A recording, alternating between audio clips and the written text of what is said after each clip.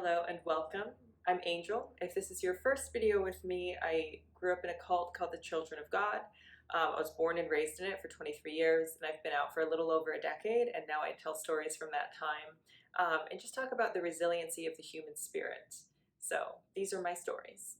And today I wanted to talk about the backlash that I get, because usually the backlash that I get is from ex-members. It's not from people who have never been in the cult, and it's not from people still in the cult. It is mostly from people who have left. And I think that that can be a hard thing, like for people to wrap their brain around. A lot of people assume that it's current members, because there are still a few current members, much less than there was. I think at its peak, the cult had 14,000, and now it has like 3,000. And when I talk about backlash, people think I'm talking about people who are still in it, who are trying to get me to be quiet. And so far, it's been none of that. It's all been ex-members. And people wonder, they're like, why would ex-members say anything about it? And I just wanted to talk about that because for me, it makes perfect sense, because I used to be one of those people where like, it would really upset me when somebody else talked about the cult. And I just want to talk about the environment that we were raised in and how it makes sense to me to be afraid when somebody else speaks on the subject. Because the environment that we were raised in, they made everyone report on each other. So for example, if I had said something that was out of line, and one time I did, one time I said Jesus Christ. I used Jesus Christ as a curse word, because I'll tell you exactly where I heard it. I was watching this movie called Spaceman. It's like this movie from like 1970 something. And in it, there's like this alien crash site, and the FBI agent comes and he sees it. He sees the scene and he goes, Jesus Christ. And it was the first time that I had heard Jesus Christ used as a curse word. Naturally, I used it the next day, and somebody heard me do it. And they looked at me and they were like, oh, and I followed it up with, is the Son of God. And I thought that that would get me out of trouble, and it did not. And they reported on me to my teacher, and I got in trouble. Because the thing was, if they hadn't have reported on me, you were in a group. So I was in a group with like 8 other kids that were my age. And if that kid who heard it didn't go and report it, one of the other kids would have. And then they would have been like, Angel said this, and the other kid heard her, and they didn't tell you. So then both of us would get in trouble. And they did this all the time. So it was just this huge environment of fear, and neighbors reporting on each other. And if anybody had doubts, you could never express your doubts except to the leader, who would then talk you out of it. But if you expressed your doubts to a confidant or a friend, the confidant or friend would then be obligated to either go report on you or also receive the punishment that you would eventually get if they ever found out. So it was just this environment of complete mistrust of everybody around you. The punishment that you would get, I mean, it varied wildly. Sometimes it would be like, all right, you both got united prayer, you both got put on dish duty.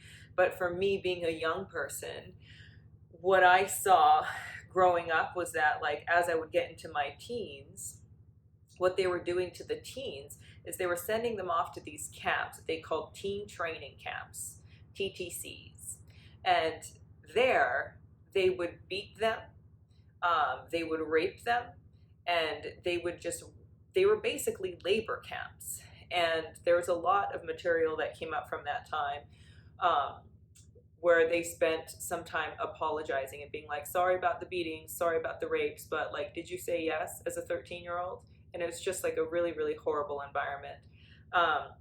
So I knew that I needed to start reporting on people right away, because I didn't want to end up in one of those camps. And this is like me as an 8-year-old knowing that these things exist, and not wanting to be a part of it. So it puts this survival instinct inside of you that like, I have to report on my friends, and I also need to keep my trauma silent. Because if you say anything, if I say, hey, I don't like the way my teacher is beating me, I get another beating. If I say anything about the trauma that I'm experiencing, all that does is it gives them an excuse to provide me with more trauma. So you learn very quickly to be quiet, and silence is your best recourse. So the silence is part of your survival instinct. And the thing about your survival instincts is, if you never go and undo them, they stay. They're survival instincts. They're like the strongest instinct that you have. So even being out of the cult and then finding a way to use my voice, other people who were raised the same way that I was, they hear me using my voice and talking about it, and they get the danger instinct. And so I get the backlash of like, hey, stop talking about this. Like, what are you doing? Stop talking about this. And this is always the backlash that I get. It's the fact they're trying to get me to be quiet because they think that if I be quiet, I stay safe and they stay safe. And it comes through all different forms, but the end goal is that they always want me to be quiet.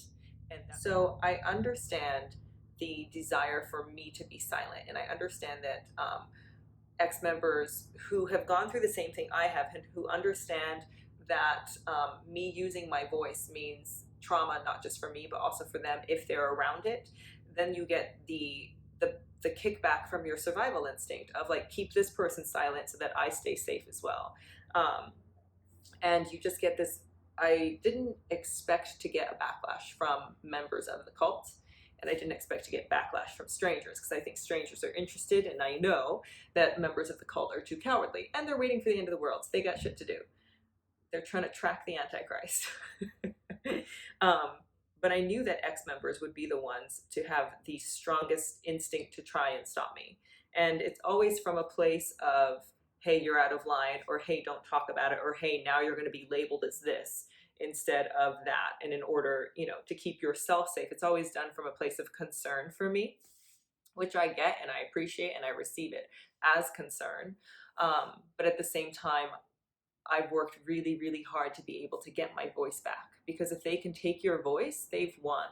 And I just refuse to have them win. And it's like, I liken it to Princess Ariel. When she lost her voice, she was going to lose everything. And when she got her voice back, everything went swimmingly. Oh, look at that. But I just think it's so important to cultivate your voice, because when you're raised in an abusive environment, the thing that they use against you, they use yourself against you. And then it's like, well, it's your fault that this happened, and it's your fault that, and so now you need to live in shame and you need to be quiet about it. Otherwise, people are going to view you in this way. And that's still shame. So the more that you can, I think it's important for me to talk about it, because I'm like, I want people to know that I went through this and that you can still come out on the other end and have all the parts of yourself back together and cultivate all of them. And I want to talk about that journey because I think people need to know that they deserve to be heard. Like, you deserve to be seen and heard. And if you grew up in any sort of oppressive or abusive environment, they try and take that from you, and they make it a danger for you to be seen or for you to be heard. So it's important that you are able to create a space for yourself where you can show up, and you can show up like basically loud and proud and be accepted as you are. And if you don't know what that's like, then it's important that you use your life to create that space for yourself. And I think that that is why life is long. I think life is meant to be long enough to recover, and it's meant for you to be able to live a lot of different lives along this one life journey. So life is long and life is short, but in the space of your life, you deserve to use your voice. That's why you have it. That's why you have a perspective. That's why you have your own unique experience, and that's why you have your voice, because you deserve to be heard. And so whatever it is that you're going through, whatever your journey is, find a way to express yourself. That's why personal expression is so important. So my takeaway or what I hope you take away, is just the knowledge that you deserve to be seen and you deserve to be heard. And if that has not been a reality in your life up until this point, just know that it is a possibility and it is a reality in the future, and you can make it for yourself. And that's pretty much it. You deserve to be seen. You deserve to use your voice. That's why you have it. You deserve to be heard. And that is my story today. So thank you for being here. If you have a story about your journey, about how you use your voice, or if you are some sort of personality and you have a book or whatever it is, or a channel, leave it below, because the more people are able to, I think, bring the darkness to light, then the easier it will be for the people in darkness to understand that they deserve the light. So thank you for being here, and I will see you next time.